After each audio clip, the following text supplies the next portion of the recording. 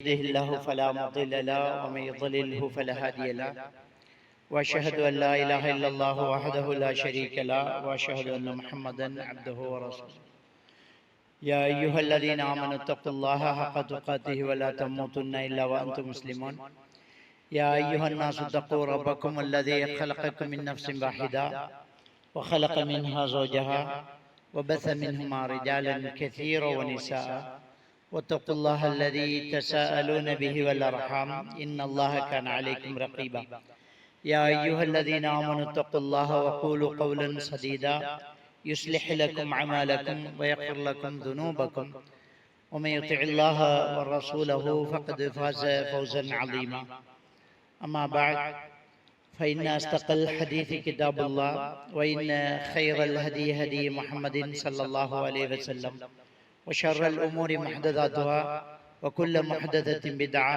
وكل بدعة ضلالة وكل ضلالة في النار. எல்லா புகழும் எல்லாம் வல்ல அல்லாஹ்வுக்கு சுப்ஹானஹு வ தஆலாவுக்கே ஸலாமும் ஸலவாத்தும் ஸல்லல்லாஹு அலைஹி வஸல்லம் அவர்கள் மீதும் சஹாபாக்கள் தாபீன்கள் தபஅ தாபீன்கள் நல்லோர்கள் எல்லோர் மீதும் என்றென்றும் எப்போதும் உண்டாகட்டுமாக. அன்புக்குரிய அருமை சகோதரர்களே, இஸ்லாமிய பார்வையில் ஒரு கணவன் மனைவி என்கிறது எவ்வாறு இருக்க வேண்டும், அவர்களுடைய நடைமுறைகள் எவ்வாறு அமைய வேண்டும் என்ற ஒரு சில கருத்துக்களை நமக்கு தரப்பட்ட நேரத்திலே நாம் பகிர்ந்து கொள்ள இருக்கிறோம். முதலிலே இந்த கணவன் மனைவி என்கிற அந்த உறவு திருமண ஒப்பந்தத்திலே ஆரம்பிக்கிறது. அந்த திருமணம் என்பது எப்படி இருக்க வேண்டும் என்பதை இஸ்லாமிய மார்க்க நமக்கு தெளிவாக சொல்லி காட்டுகிறது. அல்லாஹ் தஆலா அவனுடைய திருமறையிலே வஆத்துன் நிஸா ஸதகத்திஹின்ன நிஹ்லா, பெண்களுக்கு அவர்களுடைய மகர் தொகையை மனமுவர்ந்து கொடுத்து திருமணம் முடித்துக் கொள்ளுங்கள் என்று அல்லாஹ் தஆலா என்ன செய்றான், சொல்லி காட்டுறான். ஃபன்கிஹு மா தாபலக்கும் மினன் நிஸா, பெண்களிலிருந்து உங்களுக்கு பிடித்தவர்களை நீங்கள் மனம் முடித்துக் கொள்ளுங்கள் என்று அல்லாஹ் தஆலா சொல்லி காட்டி மகரை கொடுத்து திருமணம் முடித்துக் கொள்ளுங்க அப்படின்னு சொல்றான். அப்ப பெண்கள்ல உங்களுக்கு பிடித்தவர்களை மனம் முடித்துக் கொள்ளுங்கள் என்று சொல்லும்போது அனுமதிக்கப்பட்ட பெண்களை அப்படிங்கிறது அதுக்குள்ள அடங்கி போகும். அனுமதிக்கப்பட்ட பெண்கள் அதாவது மஹரம் இல்லாத பெண்களை நாங்கள் என்ன செய்யலாம், திருமணம் முடித்து கொள்ளலாம். இந்த மஹரம் என்பது நம்ம எல்லாருக்குமே தெரிஞ்ச ஒரு விஷயம். சகோதர சகோதரிகள், அதே மாதிரி தகப்பனுடைய சகோதரிகள், தாயினுடைய சகோதரிகள் எல்லாம் நமக்கு என்ன மஹரமானவங்க. அதே நேரத்தில் பால்குடி சகோதரிகளும் நமக்கு மஹரமானவங்க. நம்முடைய தாய் யாருக்காவது பால் கொடுத்திருந்தால் அந்த பிள்ளை நமக்கு இரத்த உறவா இல்லாட்டியும் அது பால்குடி வகையில சகோதரி ஆயிடுவாங்க. ஏன்னா அந்த காலகட்டத்தில் இந்த சட்டங்கள் தெரியாம சும்மா திருமணம் முடிச்சுட்டு போவாங்க. பால் கொடுத்திருப்பாங்க பக்கத்து வீட்டுல தெரிஞ்சவங்களுக்கு, அந்த குழந்தை அழுவுதண்டு தாய்ப்பால் கொடுத்திருப்பாங்க. தாய்ப்பால் கொடுத்த உடனே சட்டம் மாறிடும். நம்முடைய பிள்ளைக்கு அது சகோதரி ஆயிடும், திருமணம் முடிக்க முடியாது. அது இல்லாம நாங்க திருமணம் முடிக்க முடியுமான உறவை சிலதை நாங்க ஹராம் என்று நினைச்சுக்கிட்டு இருக்கிறோம். அது யாரு அப்படின்னு கேட்டா, சாட்சி பெரியம்மாட பிள்ளைகள், உம்மாட தங்கச்சிட பிள்ளைகள், ராத்தாட பிள்ளைகள், பாப்பாட காக்காட பிள்ளைகள், தம்பிட பிள்ளைகள். அதாவது நம்முடைய பாஷையில சொல்லண்டா சின்னப்பா பெரியப்பாட பிள்ளைகளையும் சாட்சி பெரியம்மாட பிள்ளைகளையும் நாம திருமணம் முடிக்கிற ஹராம் என்று நினைச்சுக்கிட்டு இருக்கிறோம். ஏன்னா நம்ம பழக்கத்துல அப்படித்தானே சகோதரி என்று தானே சொல்றோம். தங்கச்சி சின்னப்பட மகள் தங்கச்சி தான் சொல்றோம், சாச்சிர மகள் தங்கச்சி தான் சொல்றோம். எந்த அளவுக்குன்னு சொன்னா, தனியா கொழும்பு கூட சாச்சிர மகனோட பெரியம்மட மகனோட நம்மளோட பிள்ளைய அனுப்பிவிட்டுருவோம் ஒரு வேலைக்கு. சின்னப்பட பிள்ளையோட நம்ம மகனை அனுப்பிவிட்டுருவோம் நம்ம. அது ஹராம். அவங்க திருமணம் முடிக்கலாம். எப்படி வாப்பாட தங்கச்சிர மகளை கல்யாணம் முடிக்கலாமோ அப்படி வாப்பாட தம்பிர மகளையும் கல்யாணம் முடிக்கலாம். வாப்பாட ராத்தாட மகளை முடிக்கலாம்டா வாப்பாட காக்காட மகளையும் முடிக்கலாம். உம்மாட தம்பிர மகளை முடிக்கலாம்டா உம்மாட தங்கச்சிர மகள் ராத்தாட மகளையும் முடிக்கலாம். அது அனுமதிக்கப்பட்ட, திருமணத்துக்கு அனுமதிக்கப்பட்டது. நடைமுறைக்கு ஹராமானது பழகுறது. தனியா வகுப்புக்கு ஏத்திக்கு போறது, தனியா இருக்கிறது, இதுவெல்லாம் ஹராமாக்கப்பட்டது. சில நேரம் அந்த சாட்சி நமக்கு தாய்ப்பால் தந்திருக்கா அல்லது நம்மட உண்மை அந்த பிள்ளைக்கு தாய்ப்பால் கொடுத்திருந்தா அது சகோதரம் ஆயிடும். அதுல ராத்தா தங்கச்செல்லாம் அப்படியே சகோதரம் ஆயிடும். அப்படி தாய்ப்பால் கொடுக்காம இருந்தால் அவங்க என்ன செய்யணும்? 15 வயசு வரக்குள்ள சாச்சிட மகனுக்கு, பெரிய மட மகனுக்கு, சின்ன பட மகனுக்கு ஃபேஸ் கவர் போட்டுறணும். அது தனிமையா இருக்க இயலா. இந்த ஒரு விஷயம் நிறைய பேருக்கு தெரியாது. நம்முடைய நாட்டுல அந்த பழக்கம் இல்லை. ஆனா வெளிநாடுகள்ல, இந்தியாவில் தமிழ்நாட்டில் பார்த்தீங்கன்னு சொன்னா சின்ன பட மகளை சாச்சிட மகளை முடிக்கிறது தான் கூடுதலா இருக்கும். தாத்தாவும் தங்கச்சியும் சம்மந்தி ஆயிடுவாங்க, நானாவும் தம்பியும் சம்மந்தி ஆயிடுவாங்க. சவுதி அரேபியாவுக்கு போனா அவங்களுக்கு தெரியும், அங்க பெரும்பாலும் சின்ன பட மகளை பெரிய பட மகளை முடிக்கிறது தான் நாங்க பெரும்பாலும் விரும்பி என்ன செய்வாங்க. நம்ம ஊர்ல மாநாட மகள், மாமீர மகள் என்று முடிக்கிற மாதிரி அங்க சின்னப்பா பெரிய பட மகளை தான் என்ன செய்வாங்க, பெரும்பாலும் முடிச்சு கொள்வாங்க. அது நம்ம நாட்டுல தான் அப்படி இருக்குது. வெளிநாடுகள்ல ஸ்ரீலங்காவிலேயே சில இடங்கள்ல என்ன செய்யறாங்க, சர்வசாதாரணமா இந்த காத்தாங்குடியில எல்லாம் அதிகமாக சின்னப்பா பெரிய பட பிள்ளைகள், சாட்சி பெரிய பட பிள்ளைகள் திருமணம் முடிக்கிறது சர்வசாதாரணமா அங்க செய்வாங்க.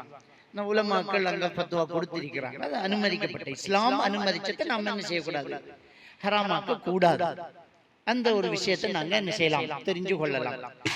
அடுத்தது இந்த திருமணத்தை பொறுத்த வரைக்கும் இந்த திருமணத்துல உள்ள ஒரு சட்டம் என்ன அப்படின்னு சொன்னால், ஒலி இல்லாம திருமணம் அனுமதி இல்லை, செல்லுபடி இல்லைங்கிறாங்க. ஒலி இல்லாட்டி அது திருமணம் இல்லைங்கிறாங்க. ஒலி யாரு? அந்த பெண்ணுடைய வாப்பா, அவர் தான் ஒலிகாரர். வாப்பா இல்லாட்டி வாப்பட வாப்பா வருவாரு. அப்படி வாப்பட வாப்பாவும் இல்லாட்டி வாப்பட சகோதரங்கள் வருவாங்க. சின்னப்பா பெரியப்பா என்ன செய்வாங்க, ஒலியாக என்ன செய்வாங்க, வருவாங்க. அதுக்கு பிறகு என்ன, அவருடைய சகோதரர்களும் என்ன செய்வாங்க, ஒலியாக வருவாங்க. அந்த இல்லாட்டி தான் பாப்பா இருக்கும்போது இன்னொரு ஆள் ஒலி சொல்றது கூடாது. வழங்கிட்டா, பாப்பா இருக்கும்போது பாப்பா தான் ஒலி சொல்லணும். சில நேரம் அம்மாவும் பாப்பாவும் பிரிஞ்சிருப்பாங்க, தகப்பனும் தாயும் பிரிஞ்சிருப்பாங்க. அப்ப அவங்களுக்குள்ள சண்டை பிடிச்சோன்னா பிள்ளைக்கு கல்யாணம் முடிச்சு கொடுக்கும் போது என்ன செய்வாங்க தெரியுமா, அவனை கூப்பிடுறல அப்படி என்று சொல்லிட்டு மாமாக்காரன் ஒலி சொல்லுடா அப்படி என்று சொல்லுவாங்க. உங்களோட சண்டை உங்களோட, பிள்ளைக்கு அவர் ஒலி சொல்லணும். நிறைய பேரை பார்க்கிறோம் நாம, மகளுக்கு கல்யாணம் நடந்தது அவருக்கே தெரியாம இருக்கும். என்னன்னு கேட்டா உங்களுக்கு என்னத்துக்கு சொல்ல என்று சொல்லுவோம். அவன் எவ்வளவு பொல்லாதவனா இருந்தாலும் அல்லாத சட்டம் அவர் தான் ஒலி சொல்லும். அந்த இடத்துல வேற காலிமார் ரெஜிஸ்டர் பண்றார்கள், அவங்க தலையிடக்கூடாது. பள்ளி மௌலவி அவங்களுக்கு எந்த உரிமையுமே இல்லை. ஒலிகாரருக்குரிய உரிமையை ஒலிகாரர் என்ன செய்யணும், உங்களோட பேச வரலாமா, அவன் வந்து ஒலி சொல்லி போட்டு போவான். எனவே அவர் ஒலி சொல்லக்கூடியவர் இருக்கும்போது இன்னொருத்தர் என்ன செய்யக்கூடாது, ஒலி சொல்ல கூடாது. ஏன்னா ரசூலுல்லாஹி ஸல்லல்லாஹு அலைஹி வஸல்லம் சொன்னாங்க, லா நிக்காஹ இல்லா பி வலியின்ங்கறாங்க. ஒலி இல்லாட்டி அது திருமணம் இல்ல. திருமணம் இல்லாட்டி அடுத்தது என்ன, விபச்சாரம். அந்த வகையில் இந்த ஓடி போய் கல்யாணம் முடிச்சாக்கள் எல்லாம் விபச்சாரத்துல இருக்கிறாங்க. பாப்பா விட்டு போட்டு தான் ஓடுறாங்க. பாப்பா ஒலி சொல்லல, ஓடி போய் கல்யாணம் முடிச்சுக்கிட்டு அவரோடய வாழ்ந்துகிட்டு இருக்காங்க.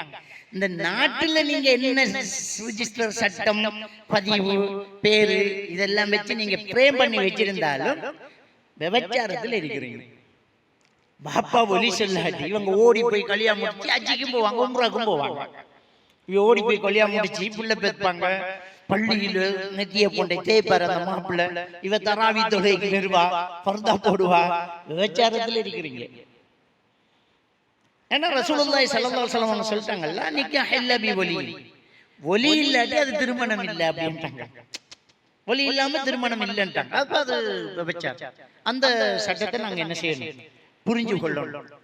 அடுத்தது என்ன, மகர் கொடுக்கணும். ஒலி சொல்லுவார், மகர மாப்பிள்ளை கொடுப்பார். அது சின்ன தொகையோ பெரிய தொகையோ மணமகள் பொருந்தி கொண்டால் அது மகர் தொகை தான். மணமகள் பொருந்தி கொள்ளணும். எனக்கு இவ்வளவு போதும் சொன்னா ஓகே. இல்ல அவங்க கூட்டி கேட்கிற உரிமை அவங்களுக்கு இருக்கு. எனக்கு இது போதாது, எனக்கு இன்னும் தேவை, எனக்கு 50 லட்சம் ரூபாய் தேவைன்னு கேட்கலாம். எனக்கு ஒரு பாதி காணி தாங்க, இல்லாட்டி எனக்கு ஒரு ஊடு வளவு தாங்க, பெண்ணு என்ன செய்யலாம், மகர் கேட்கலாம். அந்த கேட்கிற மகர் மாப்பிள்ளை கொடுக்கணும். அது மணமகளுக்குரிய சொத்து, அது மணமகளுக்குரிய சொத்து. அப்ப மகர் பேசி தீர்மானிக்கப்படும். அதான் அல்லாஹ் தஆலா சொல்றான், வஆத்து நிசா சதகாத்திஹின்ன நிஹலான், பெண்களுக்கு மகர் தொகையை மனமுவர்ந்து கொடுங்க அப்படிங்கிறாங்க. நீங்க தங்க பாலங்களை மகராக கொடுத்திருந்தாலும் அதை என்ன செய்யக்கூடாது, தலாக் சொல்லும் போது திருப்பி எடுக்க கூடாதுங்கிறாங்களா. அப்ப தங்க பாலங்களை கூட கொடுக்கலாம்ங்கிறது, மகர கொடுக்கலாம். நபிகள் நாயகம் ஸல்லல்லாஹு அலைஹி வஸல்லம் அவர்கள் முதல் கதீஜா நாயை முடிக்கும் போது இஸ்லாமே இல்ல, அப்ப வஹி வரல, நபித்துவம் கிடைக்கிறதுக்கு முன்னாடியே 20 மாடுகள் மகராக கொடுத்துதான் கதீஜா நாயை கல்யாணம் முடிச்சாங்க. நிறைய பேர் சொல்லுவாங்க கதீஜா நாயோட வீட்டுலான ரசூலுல்லாஹ் இருந்தாங்க அப்படின்னு. எங்க இருக்குது ஹதீஸ்? இருந்தா கூட அது மார்க்கத்துல இல்லாத டைம், இஸ்லாத்துக்கு முந்தின காலம். 40 வயசுலான நபி பட்டம் கிடைக்குது. அப்ப அவர் 24 25 வயசுல கல்யாணம் முடிச்சிருக்கிறார். கதீஜா நாயோட வீட்டுல இருந்தா கூட அதான் இஸ்லாம் இருக்கு இயலாது. ஆனா ரசூலுல்லாஹ் மனைவி வீட்டுல இருக்கல, அவ வசதிக்காரிதான். ஆனா ரசூலுல்லாஹி ஸல்லல்லாஹு அலைஹி வஸல்லம் 20 மாடு மகரா கொடுத்து, 20 மாடுன்னா இப்ப கிட்டத்தட்ட 60 லட்சம், 20 மாடுகளை மகரா கொடுத்து என்ன செஞ்சுக்கிறாங்க, அவர் வீட்டுலதான் மனைவியை என்ன செஞ்சுக்கிறாங்க, வச்சுக்கிறாங்க. அப்பவே பிறகும் நபிகள் நாயகம் ஸல்லல்லாஹு அலைஹி வஸல்லம் அவர்கள் தங்கத்தை மகரா கொடுத்திருக்கிறாங்க. ஒவ்வொரு இஸ்லாத்துக்கு வந்ததுக்கு, இஸ்லாத்துக்கு பிறகு, இஸ்லாம் அந்த ஹயாத்தானத்துக்கு பிறகு எல்லா மனைவிமார்களுக்கும் தங்கம் மகரா கொடுத்து தான் என்ன செஞ்சுக்கிறாங்க, திருமணம் முடிச்சிருக்காங்க. அவர் வீட்டுல தான் மனைவிமார்கள் இருப்பாங்க. அப்ப இந்த சீதனம் என்கிற ஒன்று இருக்காது. கனவு, அன்பான கனவு மனைவி, இஸ்லாம் சொல்லும் கனவு மனைவி என்று கனவு மனைவி எப்படி நடந்துக்கிறத கதைக்கலாம். முதல் இஸ்லாமிய முறையில அவங்க கனவு மனைவியா இருக்கணுமே, இஸ்லாமிய அடிப்படையில் அவங்க கனவு மனைவியா இருந்தா தானே அதுக்கு பிறகு கனவு மனைவி நல்லா நடக்கிறது. இருக்கிறது ஊரார் வீடு சொத்து, பொண்டாட்டியோட வீட்டுல இருந்துகிட்டு என்ன நல்ல கனவு மனைவி, சிந்திச்சு பாருங்க. பொண்டாட்டியோட வீட்டுல இருந்துகிட்டு நல்ல கனவு மனைவியா இருக்கலாமா? கணவன் மனைவி அவர் வீட்டுல கொண்டு வரணும். அர்ரிஜாலு கவ்வாமூன அலா நிசாங்கிறாங்க. ஆண் பெண்ணை நிர்வகிக்கக்கூடியவனா தான் இருப்பான். நம்ம நாட்டுல சிங்களவரே என்ன செய்யறாங்க, பொண்டாட்டியை கொண்டாந்து அவ வீட்டுல தான் வச்சுக்கலாம். நமக்கு வக்கு இல்லையா? ஒவ்வொரு ஆண்மகனும் மனைவி அவர் வீட்டுக்கு கொண்டு வரணும். பெத்தவங்க நாம நம்முடைய ஆம்பளை பிள்ளைகளுக்கு வழி காட்டணும். நீ பொண்ணு எடுத்துக்கிட்டு வீட்டுக்கு வா, அப்ப நம்மளோட பொண்ணு ஒருத்தன் எடுத்துட்டு போகணும். நம்முடைய பிள்ளைய ஒருத்தன் கல்யாணம் முடிச்சு அவன் வீட்டுக்கு கொண்டு போகும். வீடு இல்லை, வாடகைக்காவது இரு, வீட்டை புறவு கட்டு, கல்யாணம் முடிக்கும் போது வாடகை வீட்டிலேயாவது கொண்டு பொண்டாட்டியை வச்சுக்கிட்டு. அதான் ஒரு ஆம்பளைக்கு அழகு. ஆண் அசிங்கப்பட்டு போகக்கூடாது. இன்னைக்கு பிரச்சனைன்னு வந்தா என்ன நடக்குது, குடும்பத்துக்குள்ள பொண்டாட்டி குறிச்சு சண்டை வந்தா என்ன நடக்குது, வெட்டக்கரங்கம்பாள். ஏன் வெட்டக்கரங்க சொல்றாங்க, வேற வீடு இல்லையே. ஒரு ஆம்பளை அவளை தான் அசிங்கப்படுறான். சிலர் வாய மூடிட்டீங்க தெரியுமா, சட்டம் போட்டா நமக்கு ஊட்டையும் இடம் இல்லை. அங்க ஊட்ட உமா என்ன செஞ்சுட்டா, சாத்தா தங்கச்சி கொடுத்துட்டா, மச்சான் உட்கார்ந்துட்டான். பாம்பு பொந்துக்குள்ள, கரையான் பொந்துக்குள்ள பாம்பு பூந்த மாதிரி. நம்ம சொல்றோம்ல பாம்பு புத்து, பாம்பு புத்தண்டே, பாம்பு புத்தாது, பாம்பு கட்டிச்சு அந்த புத்து, கரையான் தான் புத்து கட்டுறது. அதுல முட்டை குடிக்க வரவர் தான் பாம்பு. இன்னைக்கு மாப்பிள்ளை லட்சணம் இதுதான். மாமனார் வீடு கட்ட முட்டை குடிக்க வந்திருக்காரு. நம்ம சொல்றோம் இது அவர வீடு, ஆஜார வீடு, இவர் தலைவர வீடு, இது இவர வீடு சொல்றோமே. அவருக்கு செங்கலுக்கு விலை தெரியுமாமா அவருக்கு? அவர வீடாது, அவர வீடு இல்ல. அவர் ட்ரௌசரை போட்டு உள்ளுக்கு போவார், சாரத்தை மடிச்சு கட்டிக்கு சேகஸ் இல்லாத சைக்கிள் ஒருத்தன் தள்ளிக்கு வெள்ளைக்கு வாரானே, அவன் கட்டின விட மாமனார் விளங்கிட்டா. பெரிய ஷூன் ட்ரௌசரும் போட்டுக்கிட்டு கார்ல போய் உள்ளுக்கு இறங்குவாரு. அங்கிருந்து புஷ் சைக்கிள்ல பேக்கை கட்டிக்கிட்டு, கைப்பொட்டியை கட்டிக்கிட்டு, சுபோவுக்கு வயலுக்கு போறதுக்கு கிளம்புறானே அவன் கிளவன், அவன் கட்டின விடாது. அவனுக்கு அங்க இடம் இல்லை. அவருக்கு ஒரு சொத்தரைக்கு கொடுத்திருக்காங்க. இந்த மாமனார் மாமியாமார நிலைமை ஒரு குடி, அவ்வளவு பெரிய ஊட்ட கட்டி போட்டு பக்கத்துல ஒரு குடி. இந்த சவுதியில டிரைவர்மாருக்கு ஒரு இடம் கொடுத்த மாதிரி அதே ஏசி போட்டு கொடுத்திருக்கான். அரபிக்க சவுதியில கட்டார்ல டிரைவருக்கு ஒரு இடம் கொடுத்திருப்பானே, அது அவர்தான். அந்த கட்டில தள்ளி வச்சு போட்டு தான் ஆக்குற ஆச்சுற. அந்த வாஷிங் மிஷின் அப்படி உசிப்பி போட்டு தான் அவர் படுக்கிறார். எல்லாம் அதுக்குள்ளதான். பாத்ரூம் கொமட்டை மூடி போட்டு தான் சமைக்கிறேன், எல்லாம் அதுக்குள்ளதான். அப்படி நிலைமை இன்னைக்கு மாமனார் மாமியாவுடைய நிலைமை. ஊட்ட கட்டி கொடுத்து போட்டு, கல்லூட்ட கட்டி கொடுத்து போட்டு, இதுக்குள்ள பெரிய பெருமை பேசுறது. இந்த சீதனம் வேண்டி எந்த அளவுக்கு சொன்னா அந்த சீதனத்துக்கு பேரம் பேசுறது. அந்த சீதனத்துக்கு பேரம் பேசுறது சுப்ஹானல்லாஹ். இத்தனை கோடி முதல்ல லட்சம், இப்பெல்லாம் கோடி கணக்கு. இப்பெல்லாம் கோடி கணக்குல இந்த சீதனம். சில நேரம் அந்த மஜ்ஜினமார் கனடாவில் இருப்பாங்க, அதுக்குள்ள ஒரு லெவல். நீங்க மச்சான கனடாக்கு எடுக்கிறா பேசுவோம், இது அது வேறு. உங்க வீட்டை கல்யாணம் முடிக்கிறதே என்னத்துக்கு? கனடாக்கு போறதுக்கு, ஆஸ்திரேலியா போறதுக்கு. அது சீதனத்துக்குள்ள அதுவும் சேர்ந்துருது. அப்ப இப்படி ஒரு பெரிய ஒரு பாம்பு புத்து கேஸாகத்தான் இன்னைக்கு வீடுகள் இருக்குது. கட்டின கரையான் குடியிருக்கிற பாம்பு, பேரே பாம்பு புத்து தான். கரையான் புத்து எங்கேயாவது சொல்லி இருக்கிறோமா? இல்ல. அப்ப வீடு நம்மகிட்ட இருக்கணும். ஒரு ஆம்பளை அவன் வீடு கட்டினா அவன் அழகா கட்டுவான், அவனுக்கு ஏற்ற மாதிரி கட்டிக்குவான், ஆடம்பரம் இருக்காது. அவன் ஒரு ஆம்பளை வீடு கட்டி பொண்ணு எடுக்கிறன்னா ஒருத்தனுக்கு ஒரு பிரச்சனை தான். நல்லா யோசிச்சு பாருங்க. ஒரு ஆம்பளை வீடு கட்டுறா ஒருத்தனுக்கு ஒரு பிரச்சனை தான். அவன் வீட்டை கட்டி கல்யாணம் முடிச்சான்னா அப்படி தான் அவன் பிரச்சனை முடிஞ்சு வச்சு. அதுக்கு பிறகு அவன் தலையை போட்டு பிக்க தேவையில்லை. 2 பொம்பளை பிள்ளை பிறந்தா முடிஞ்சு, தலையில வைக்கிற முடியும் கொட்டுன்றோம். வெளிநாட்டுக்கு போயிடுவான். கல்யாணம் முடிச்ச பொண்டாட்டியோட சந்தோஷமா இருக்க, கிட்டல 3 பொம்பளை பிள்ளைய பெற்றாங்க, பொண்டாட்டி முடிச்சனு இல்லை. இப்ப அவர் அங்க வைச்ச நான் அனுப்புறேன், சீட்டை கட்டு, கல்ல வேண்டும், மரத்த வேண்டும் என்று அவர் அங்க இருந்து அனுப்புறது. இவன் கல்ல வேண்டி, மரத்த வேண்டி, அதுக்குள்ள கஷமுஜா நடந்து மேஷனோட ஓடி எவ்வளவு கேஸ் நடக்குது பொம்பளை பிள்ளைகளால. அப்ப அவனுக்கு அந்த பிரச்சனை இல்ல. பொம்பளை பிள்ளை எத்தனை இருந்தா தான் அவனுக்கு என்னன்னு கேட்கிறேன். அவ்வளவு பிள்ளைகளுக்கு மாப்பிள்ளை வேணும். ஆம்பளை பிள்ளை கூட இருந்தாலும் அப்பவும் பிரச்சனை இல்லை. ஆம்பளை பிள்ளைகளுக்கு வழியை காட்டி விட்டு அவன் வீட்டை கட்டி போவான். அவனுக்கு தொழிலை காட்டினா சரி, புடி நம்ம அம்பட்டிய வாடா பின்னால வந்துட்டு போறான். அவனை படிப்பிச்சு அவனை தொழிலை காட்டி இன்னைக்கு இடம் கட்டுடா வீட்டா கட்டுவான். ஊடு கட்டி முடிக்கலாட்டி வயசு கல்யாணத்தை முடி, வாடகைக்கு ஒரு வீடு எடுத்துக்கிட்டு இருந்துகிட்டு புறவு மெல்ல மெல்ல கட்டி ஒண்ட வீடு நீ கட்டிக்கோ. அப்போ ஒருத்தனுக்கு இன்னைக்கு 4 பொம்பளை பிள்ளை பெற்றுட்டு 4 வீடு கட்டுறான், 4 பேருக்கு சீதனம் கொடுக்கிறான் என்றால் அவனுக்கு கட்டினா எப்படி கட்டுவான்? 4 வீடு கட்டி 4 காரு வேண்டி 4 கோடி சீதனம் கொடுத்தவன் அவன் வாடகைக்கு இருந்துகிட்டு ஐயா வீடு கட்டி நல்ல கார வேண்டி நல்ல குடும்பமா வாழலாமா இல்லையா? இஸ்லாமிய மார்க்கம் எவ்வளவு சிம்பிளா நமக்கு வழிகாட்டி இருக்குது. அப்ப வீடு ஒரு ஆம்பளைக்கு அவன் தான் கட்டுவான். பாப்பாமார் வழியை காட்டுவாங்க. அனந்தர சொத்து கூட எப்படி பிரியும்? பாப்பா மௌத்தான சொத்து எப்படி பிரியும்? ஆம்பளை பிள்ளைக்கு 2 பங்கு. ஏன்டா அவன் வீடு கட்டி பொண்ணு எடுக்க வேண்டியவன். பொம்பளை பிள்ளைக்கு 1 பங்கு. ஏன்டா அவக்கு ஒரு செலவும் இல்லை, மாப்பிள்ளையோட போறது அது கூட அதிகம் தான்.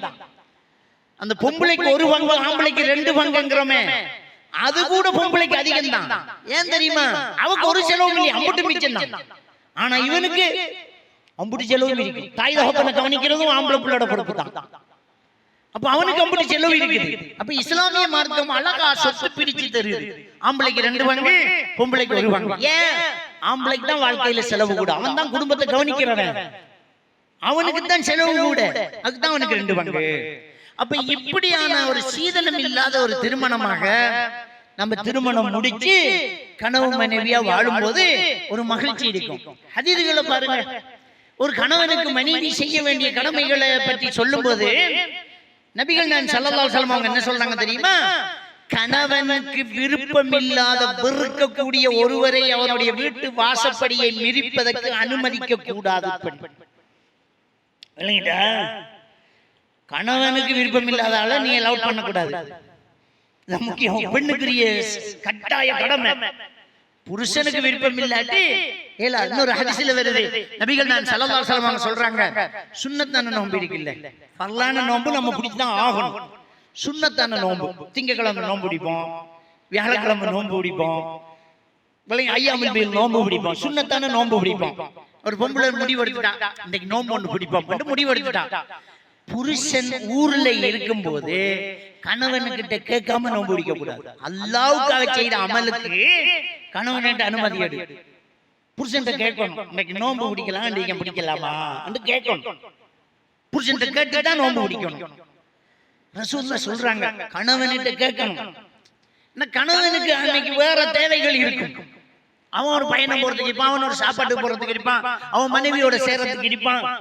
அவ கேட்கணும், புருஷன் கேட்காம நோன்பு வைக்க கூடாது. கணவனுடைய அனுமதி இல்லாம அனுமதி வழங்க கூடாது. இந்த 2 சேர்ந்து ஒரு ஹதீஸ்ல வருது. கணவனுக்கு அனுமதி இல்லாம யாருக்கும் அனுமதி கொடுக்க கூடாது.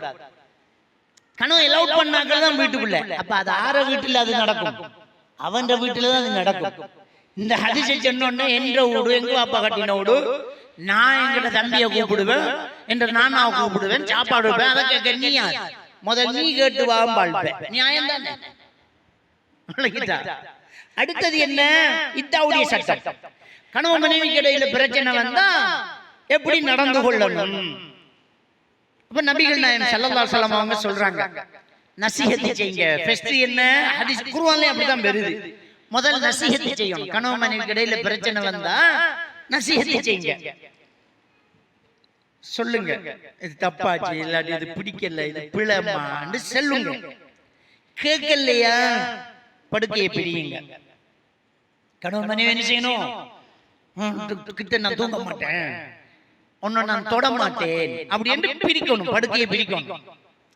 அப்படி பிரிச்சும் அவங்களுக்குள்ள ஒரு உடன்பாடு வரலையா, கடுமை இல்லாமல் அடிக்கிறது. கடுமை இல்லாம அடிக்கிறது, கடுமையில பிடிச்சு அடிச்சு போலீஸ் கேஸ் ஆகுறது இல்ல. அதாவது அங்க இஸ்லாம் என்ன சொல்லுதுண்டா, அந்த அன்பானவங்க கைய ஓங்குறாங்க போது மனசுல வலி, அந்த மன வலியை கொடுத்து திருத்த பார்க்கறது. அதான் ரசூலுல்லாஹ் சொல்லும்போது கடுமை இல்லாம அடிங்கங்கறாங்க. அப்படியும் செஞ்சு அவங்களுக்குள்ள ஒரு முடிவு வரலையா, அடுத்த கட்ட நடவடிக்கையாக மனைவி குடும்பத்துல ஒரு நடுவரையும் கணவன் குடும்பத்துல ஒரு நடுவரையும் வர வச்சு அந்த ரெண்டு பேரையும் நடுவரா வச்சு பிரச்சனையை பேச்சுவார்த்தைக்கு எடுக்கணும். அந்த ரெண்டு பேரும் எப்படியாவது சேர்த்து விடக்கூடிய மனநிலையில வந்து உட்காரும். ஏன்னா இன்னைக்கு விரக்கொலைய இன்னைக்கு ரெண்டுல ஒன்று பார்த்து இவ்வளவு மகனை பிரிச்சு போட்டு தான் இன்னைக்கு உருவோடு தான் பாடுற விரக்கொலை விளங்கிட்டா. இன்னைக்கு காலிக்கோட்ல கேஸ் எல்லாம் எப்படி வரும் தெரியுமா? புருஷன் பொண்டாட்டி சேரத்துக்கு ரெடியா இருப்பாங்க, அந்த குடும்பத்துக்கு பின்னால மாமனார் மச்சினார் அந்த குடும்பத்தாக்கள் இந்த சகலன் அவன் பிடிக்கிறதான் வந்து விடமாட்டான். காலியா செல்வாங்க, கொஞ்சம் தனியா பேசுவோம், வெளியில இல்ல இல்ல நாங்க நிக்கணும், கதைக்க விட மாட்டோம், கண்டுக்கு நிக்காங்க.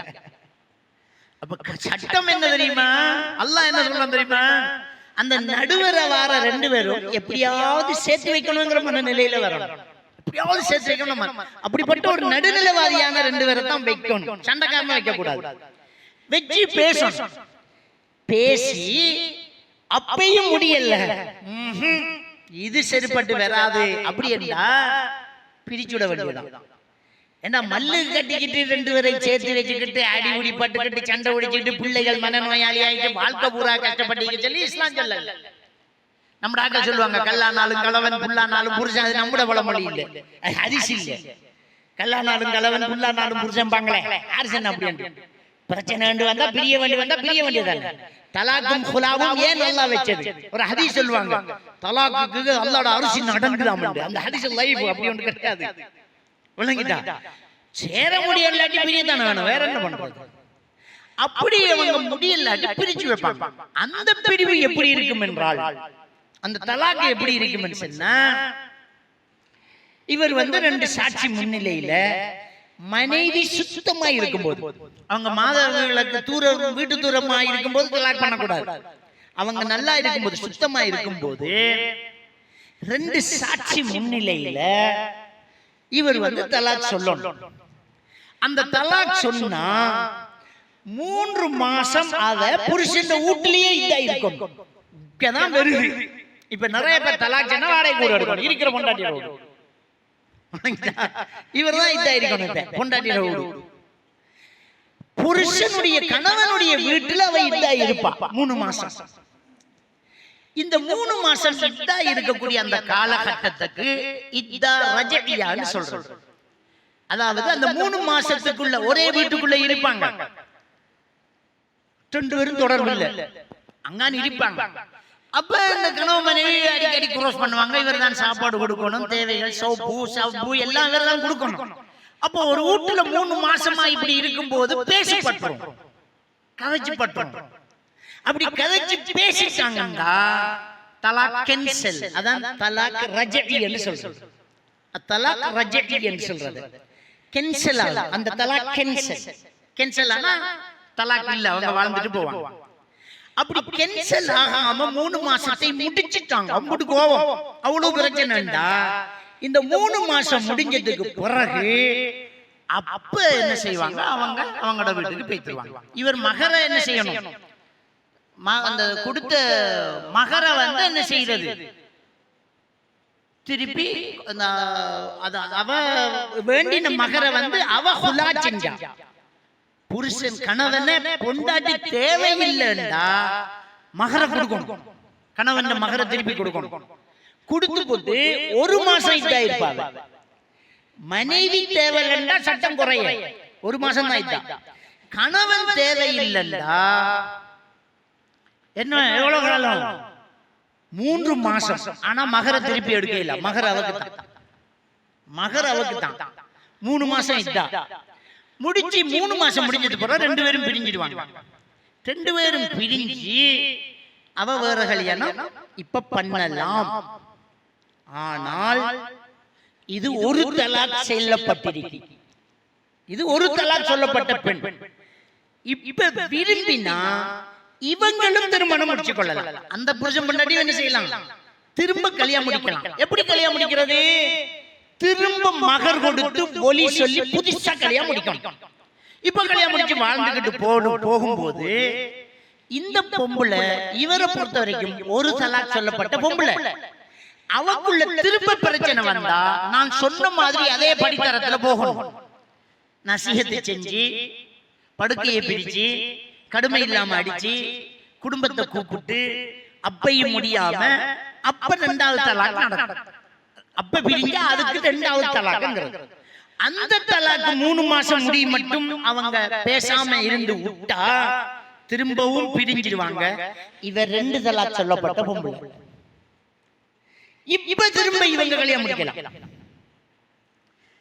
இப்ப கல்யாணம் முடிச்சு திரும்ப வாழும் போது திரும்ப தலாக் சொன்னா அது 3 தலாக் ஆகும். இப்ப பகடி இல்ல, அவ திரும்ப இவரை கல்யாணம் முடிக்கிறண்டா அவ வேற யாரையாவது கல்யாணம் முடிச்சு அது இது மாதிரி சட்டம் அவங்க இதா இருந்து அதுல பிரிஞ்சு இருக்கும் போது இவர் கல்யாணம் முடிக்கலாம். ஆனா பிளான் பண்ணி செய்யக்கூடாது. என்ன சொல்ற, அந்த காலத்துல ஒரு கிழவனை கல்யாணம் முடிச்சு அடுத்த அண்டைக்கு அவர் தலாக் சொல்லி போட்டு அதுக்கு அடுத்த அண்டைக்கு திரும்ப புருஷனை கல்யாணம் முடிச்சு கொடுப்பாங்க. இது அல்லாஹ்வுடைய சட்டத்துல விளையாடும். அப்படி இல்லாது 3 மாசம் இதா இருக்கும், தானா பிரியணும். பிரியறதுக்கண்டே கல்யாணம் முடிக்க கூடாது, அல்லாஹ்வுடைய சட்டத்துல விளையாடக்கூடாது. இதுதான் அந்த தலாக்குடைய சட்டம். அப்ப இங்கேயும் என்ன செய்தா, கணவனுடைய வீட்டுல தான் இதா இருக்கணும் என்று வருது. அப்ப சீதனம் என்கிற ஒன்று இருக்க மாட்டார். சீதனம் என்கிற ஒன்று வீடாக காணியாக காசாக இருக்காது. மகர கொடுத்து பொண்ணு அவர் எடுத்துட்டு வருவார். அதான் ஒரு ஆம்பளைக்கு அழகு. அப்ப பொம்பளைகள் வெளிநாட்டுக்கு போக தேவையில்லையே, எனக்கு ஹவுஸ் மேட்டா ஓடுறாள் வெளிநாட்டுக்கு, அவளுக்கு வீடு கட்டணும் கல்யாணம் பண்ணணும், ஒருத்தரும் பண்ண மாட்டானே, வீடு இல்லை வளவு இல்லாட்டி பண்ண மாட்டேங்கிறான். அப்போ ஒவ்வொரு பெண்ணும் அவங்க இஸ்லாமிய முறைப்படி வாழ்ந்தால், இஸ்லாமிய முறைப்படி உள்ள ஒரு மாப்பிள்ளை அவர் பொண்ணை எடுத்துட்டு வந்து அவரை வீட்டுல இருப்பார். அப்பதான் அவங்க இஸ்லாமிய கணவன் மனைவியாக இருப்பாங்க. அப்படி ஒரு கணவன் மனைவியாக அவங்க வாழும் போது எப்படி ஒரு நல்ல கணவன் மனைவியாக அவங்க இருக்கிறது அப்படிங்கிறது அடுத்த நடவடிக்கை. எப்படி ஒரு நல்ல கணவன் மனைவியாக அவங்க இருக்கிறது அப்படி என்று பார்த்தால், நபிகள் நாயகம் ஸல்லல்லாஹு அலைஹி வஸல்லம் அவங்க முதல் நமக்கு சொல்லக்கூடிய ஒரு விடயம், அவங்களுக்குள்ள நல்ல மார்க்கம் இருக்கணும். என்ற கல்யாணம் முடிக்கும் போதே மார்க்கத்தை பார்த்து முடிக்கணும். இப்ப அழகு வடிவையும் காசு பணத்தையும் தானே பாக்குறேன். மாப்பிள்ளை தேடக்குள்ள நல்ல தொழில பாக்குறேன், பொண்ணு தேடக்குள்ள நல்ல சீதனத்தையும் அழகு வடிவையும் தான் அவங்க என்ன செய்யறது பாக்குறது. ரசூலுல்லாஹி ஸல்லல்லாஹு அலைஹி வஸல்லம் சொன்னாங்க, ஃபதுஃபர் பிதாத்தித்தீன், மார்க்கம் உள்ளவரை திருமணம் முடித்து வெற்றி பெற்றுக்கொள், இல்ல தரிபத்தியதா இல்லாட்டி உன்ற கை நாசமாயிரும் என்றாங்க. அப்ப மார்க்கம் இருக்கும். கட்டின கணவனுக்கிட்ட மார்க்கம் இருக்குதான்னு ஒரு பெண்ணு பார்க்கணும். கட்டக்கூடிய மனைவி பெண்ணாவாராலே அவள்கிட்ட மார்க்கம் இருக்குதான்னு ஒரு கணவன் என்ன செய்யணும் பார்க்கணும். அப்ப கணவன் மனைவி மார்க்கம் உள்ளவர்களாக இருக்கும். அப்ப மார்க்கம் உள்ளவர்களாக இவங்க வாழும்போது பிரச்சனைகள் வாரது இல்லை. ஏன் இல்ல, இன்னைக்கு சமூக கொடுமைகளும் சமூக பிரச்சனைகளும் வர்றதுக்கு நிறைய காரணங்கள் இருந்தாலும் முக்கியமான காரணங்கள் அஜ்னபி மஹ்ரமி உறவு பேணாதது. எங்க கண்ணத்தை வச்சாலும் எங்க காது வச்சாலும் அவளோட இவர் தொடர்வாங்க, இவரை கொண்டாட்டியோட அவர் தொடர்வாங்க, பிரச்சனையாம், போன் வந்தாம், கதைச்சாம், லைட்டு போட்டாம், ஓடினாம், பாஞ்சாம். அப்ப இதுக்கெல்லாம் என்ன காரணம்? மார்க்கம் இல்லை, அஜ்னபி மஹ்ரமி உறவு பேணல்ல. இதுதான் முக்கியமான ஒரு விஷயம்.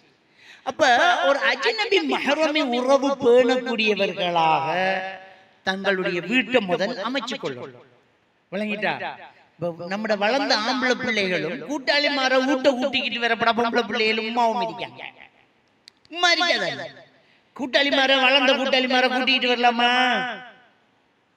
நம்மட மகன்ற வயசா இருந்தாலும் அவன் ஆம்பளை பிள்ளை என்ற பிள்ளைய போல நாம அல்லாட சட்டத்தை நாம மாத்தையில நம்முடைய இஷ்டத்துக்கு. அஜ்னபி மஹ்ரமி உறவு வேணும். இந்த உம்ராக்கு கூட்டிட்டு போறார்கள் எல்லாம் அது கணக்கு பொம்பளைகளோட போறதா பிரச்சனை இல்லை, தாங்க பாஸ்போர்ட் சொல்லுவாங்க. அவங்க தொழிலை பார்க்காங்க. மௌலை உம்ராக்கு கூட்டிட்டு போற மௌலை மாறே உம்ராக்கு கூட்டிட்டு போகல என்ன தெரியுமா? அது கணக்கு பொம்பளையோட கூட்டத்தோட போறவாங்க கூப்பிடுவாங்க. அஜ்னபி மஹ்ரம் இல்லாம இவங்க பயணம் போறது ஹராம். அப்படி ஒரு பயணம் போய் ஹராத்துல பயணம் போய் தவாஃபுல்லாஹ் தவாஃப் செய்ய தேவையில்லை, கட்டாயமும் இல்லை. ஒன்று மஹ்ரமான ஆளோட போகணும். அப்ப உம்ரா பயணத்துக்கு கூட என்ன செய்யக்கூடாது? மஹ்ரம் இல்லாம போக கூடாது. அப்ப கொழும்பு பயணத்துக்கு போகலாமா? வீட்டுல தனியா கழிச்சிட்டீங்களாமா? மஹ்ரம் இல்லாத ஆட்களோட நம்ம பேசலாமா? தனியா இருக்கலாமா? இருக்க கூடாது. அப்ப நாங்க ஆண்களும் வீட்டு நம்முடைய கூட்டாளிமார் வந்தா வரலாம். ஆனா பெண்கள் வேற யாருக்கும் வீட்டுல ஹிஜாப் இருக்கணும். வீட்டுல ஹிஜாப் இருக்கணும். அவங்க அவங்களோட சைட்ல இருப்பாங்க. நாம தான் கிச்சனுக்குள்ள போய் டீயை கொண்டாந்து கொடுக்கணுமே தவிர கொண்டாட்டி கொண்டாந்து எல்லாருக்கும் எடுங்க, டீ எடுங்க, பிஸ்கட் எடுங்க, கேக் எடுங்கன்னு சொல்ற ஒரு பழக்கத்தை நாம கொண்டு வரக்கூடாது. அஜ்னபி மஹ்ரமி உறவு பேணணும். பேணினா தான் குடும்பம் நல்ல மகிழ்ச்சியா இருக்கும். கனவு மனைவி நல்லா இருக்கலாம். இது வீட்டை வர மேசமா இருக்கும், சாப்பாடு வச்சு கொடுக்கறதும் டீ கொண்டே கொடுக்கறதும் அவள்தான். வேலை செய்யற ஓடானியையும் பாக்குற அவங்க தான். கரண்ட் பில்லு பார்க்க போறவனுடையும் காய்ச்சிட்டு அவதான். குப்பல்ல வாரவனுக்கிட்டையும் போய் இவதான் கொண்டே கொடுக்குற. மீன் ஆகிட்டு அவதான் மீன் வேண்டி ஆகிற ராசா வந்து திண்டு ஓட்டு போ வேண்டிட போட. ஆஜியார் கறி வேண்டி தராட்டி சோத்தை மட்டும் ஆக்கி வைக்க போட்டு உட்கார்ந்து இருக்க வேண்டியது. அவர சட்டம் அவர் கொண்டாந்து வைக்கணும். இல்லையா நீங்க பேஸ் கவரை போட்டு விட்டு பக்கத்து கடைக்கு போயிட்டு வர. அப்ப நீங்க போய் மீன் காந்த வேலை கேட்கறது, கடைக்குள்ள போய் ஏறி இறங்குறது, வீட்டுக்கு வர வேலைக்கு வரவன்கிட்ட கொண்டை சாப்பாடு கொடுக்கறது, டீ கொடுக்கறது, இந்த வேலை பார்க்க கூடாது. மாப்பிள்ளை வெளிநாட்டில இருந்து காசு அனுப்புறா, இவன் ஊடு கட்டுறான். இதெல்லாம் மார்க்கமும் இல்ல, இஸ்லாமும் இல்ல. அப்படி நடக்க கூடாது. எவ்வளவு பிரச்சனைகளை நம்ம ஃபேஸ் பண்ணிட்டு நம்முடைய சமுதாயத்தில். அஜ்னபி மஹ்ரமி உறவு பேணணும். ஒரு ஆணுக்கும் பெண்ணுக்கும் இருக்கக்கூடிய தொடர்பு எம்புட்டுங்கிறது வழங்கணும். இது நமக்கிட்ட அந்த அஜ்னபி மஹ்ரமி உறவு இல்ல. மதினி மாற பகுதி பண்ற மச்சாமார், அது மதினி, சொந்த மதினி, ஹக்கு மச்சி அவைய சொல்றது. ஹக்கு மச்சி என்றா அரவதோட பார்க்க போடான்னு அர்த்தம். இது இந்த பழைய ஆட்கள் ஒரு கதை வச்சுக்காங்க. சொந்த மச்சான் கல்யாணம் பண்ணாம 40 நாளைக்கு வச்சுக்கலாம். இவங்க கொண்டு அந்த சட்டம் அந்த காலத்துல. என்னடா இது? சொந்த மச்சானா கல்யாணம் பண்ணாம 40 நாளைக்கு வச்சுக்கலாம். இப்படி ஒரு சலுகையை கொடுத்து தான் நாசமா போனோம். நபிகள் நாயகம் ஸல்லல்லாஹு அலைஹி வஸல்லம் அவங்க ஒரு ஆணும் பெண்ணும் தனித்திருந்தால் மூன்றாவது ஷைத்தான் என்று சொன்னாங்க பாருங்க. சொல்லும்போது அல் ஹமு யா ரசூலல்லாஹ்ங்கறாங்க ஒரு சஹாபி. அல் ஹமு என்ன? மாப்பிள்ளட காக்கா தம்பி, பொண்டாட்டிட ராத்தா தங்கச்சி, மதினி மச்சின, அதத்தான் ஹமுங்கிறது. ஹமு என்ன என்று கேட்டாங்க சஹாபாக்கள். ரசூலுல்லாஹி ஸல்லல்லாஹு அலைஹி வஸல்லம் அவங்க சொன்னாங்க ஹமு வல் மௌத். மச்சானா மதினியா மௌத், அதோட மையத்தை அடக்க வேண்டியது. வணங்கிட்டாங்க.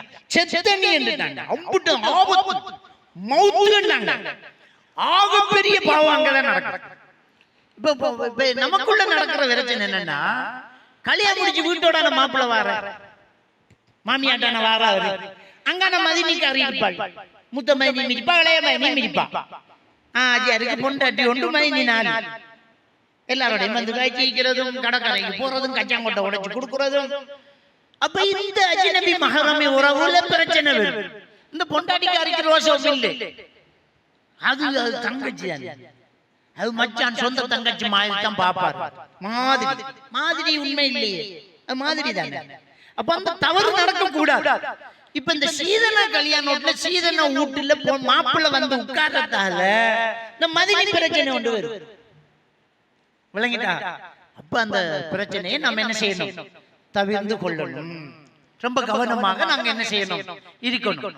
அப்ப வீட்டில் ஒரு கணவன் மனைவி நல்லா இருக்கணும் என்றால் மார்க்கம் இருக்கணும். மார்க்கத்தில் முக்கியம் அஜ்னபி மஹரமி உறவு பேணும்.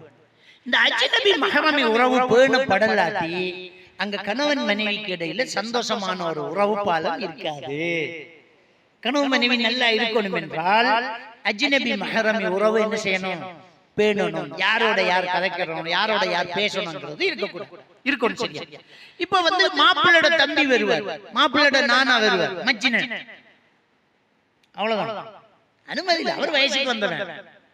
மாப்பிள்ளோட தம்பி பருவ வயசு அடைஞ்சவன், அவன் பெரிய நானா இல்லாத இடத்துல அவருக்கு என்ன இல்ல, வேலை இல்ல. வந்து நானா இருக்காரா இல்ல வாப்பா அவர் பைத்திரம். அதான் இஸ்லாம். அத கோவிச்சா அது கோவிச்சிட்டு போடும். அப்படியான ஒரு மச்சான் மச்சினும் தேவையில்லை. மாப்பிள்ளோட நானா வருவார், மூத்த மச்சான் வருவார், இருக்க தம்பி இருக்காங்க, கதவை அவர் இல்ல. காக்கா ஒண்டி இருக்கிற இடத்துல அல்லது தம்பிர ஒண்டி இருக்கிற இடத்துல அவர் வந்து இருக்க இயலாது. நானா இல்ல இல்லாட்டி தம்பி இல்ல, அப்படிதான் ஏதாவது கொண்டு வந்தா கேட்ல கொடுத்து போட்டு அவர் பைத்திரம். அவர் வைஃபோட வந்தா உள்ளுக்கு வருவாங்க, அவர் இருப்பாங்க, இவங்க மறைஞ்சி நின்று அவ கூப்பிட்டு நம்ம மாப்பிள்ளைக்கு இந்த தீய குடும்பாங்க, குடிச்சிட்டு போவாங்க. மாமனார் வரலாம், அவர் மஹரம். மாமனார் வரலாம், மாமனாரோட பைக்கில போகலாம் என்று அது வாப்பா மாதிரி, விளங்கிட்டா? ஆனால் மச்சினனோட பைக்கில போகல. அதுதான் ரசூலுல்லாஹ் மௌத் என்றாங்க. அப்ப இந்த கணவன் மனைவி சந்தோஷமா இருக்கணும் என்றால் அஜ்னபி மஹரமி உறவு என்ன செய்யணும், பேணணும். அதுக்கு மட்டும் தானா, எல்லா விஷயத்திலையும் ஒரு பெண் ரொம்ப கவனமா இருக்கும். தனியா கவனிக்கிற, தனியா பேசுறது, எப்படி உடலால தனிச்சிருக்க கூடாது, குரலாலையும் தனிச்சிருக்க கூடாது. ஏன்னா சூரத்துல் அஹ்ஸாப்ல 32வது வசனத்தில் அல்லாஹ் தஆலா சொல்றான், வலா தக்தஅன பில் கவுல் என்கிறான். குரலாலும் பெண்ணே அந்நிய ஆணிடம் குலைந்து குலைந்து பேச வேண்டாம். பில் கவுல், பேச்சாலும் நீங்க என்ன செய்ய வேண்டாம், அந்நிய ஆணோடு குலைந்து குலைந்து பேச வேண்டாங்க. அப்ப போனில் இன்றைக்கு நிறைய பேருக்கு பாய் ஃப்ரெண்ட், குரூப் செய்வாங்க, டிக்டாக் செய்யறது எவ்வளவு கேவலம் தெரியுமா? நம்முடைய முஸ்லிம்கள் போன்ல டிக்டாக், அந்த டிக்டாக்ல என்னெல்லாம் கதைக்கிறீர்கள், அதுக்கு பாப்பா உம்மா காக்கா தம்பி கணவன் இல்லையா, அது குடும்பம் இல்லையா, இதுகளை கட்டுப்படுத்துறதுக்கு போன் கையில இருந்தா என்னமோ நினைப்பு. டிக்டாக் போறதும் அதுல அந்த செல்ஃபி போட்டோ போறதும், இதுகளுக்கு நம்முடைய போட்டோவை போறோமே, இது உலகம் பார்க்குமே, வெக்கம் பாருங்க. அவர் பொம்பளை ரோட்டால போகலையும் குனிஞ்சிக்கு போகணும், மறைஞ்சிக்கு போகணும், மோத்த முடிக்கு போகணும் என்ற ஒரு மார்க்கத்துல இருந்துகிட்டு நாங்க நோரெல்லியாவுல நிக்கிறோம் செல்ஃபி. சிலர் புருஷனும் பொண்டாட்டியும் செல்ஃபி எடுத்துட்டு பொண்டாட்டியோட முகத்துக்கு ஒரு ஹார்ட்டை போட்டு போட்டு மறைக்காராம, பொண்டாட்டி முகத்தை தான் மறைப்பேன், மற்ற எல்லாரும். இப்ப உள்ள சாஃப்ட்வேருக்கு நீ மறைச்சத்தை எடுத்து பாக்குறதுக்கு இந்த ஹார்ட்டை போடுறாங்கல்ல, ஒரு பூவை போடுவாங்கல்ல, இதுக்கு இப்ப சாஃப்ட்வேர் சொன்னா அதை சிலருக்கு சொல்லி கொடுத்த மாதிரி பேய்த்திரும். அதுல போட்டு விட்டோம்னா ஹார்ட் பேய்த்திரும், முகம் தெரியும், எல்லாமே இருக்குது. இப்ப இது எவ்வளவு பெரிய ஒரு பிரச்சனை, இந்த செல்ஃபி நோய். இந்த பொம்பளை பிள்ளைகள் எல்லாரும் ஒன்று சேர்ந்துக்கிட்டு ஐயா ஓலவல் எழுதிட்டாங்களாமன்ற ஒரு போட்டோ, ஏலவல் எழுதிட்டாங்களாமன்ற ஒரு போட்டோ, பங்கன் அமன்ற ஒரு போட்டோ, இப்ப புது புது பாட்டிகள் வைக்கிறாங்க.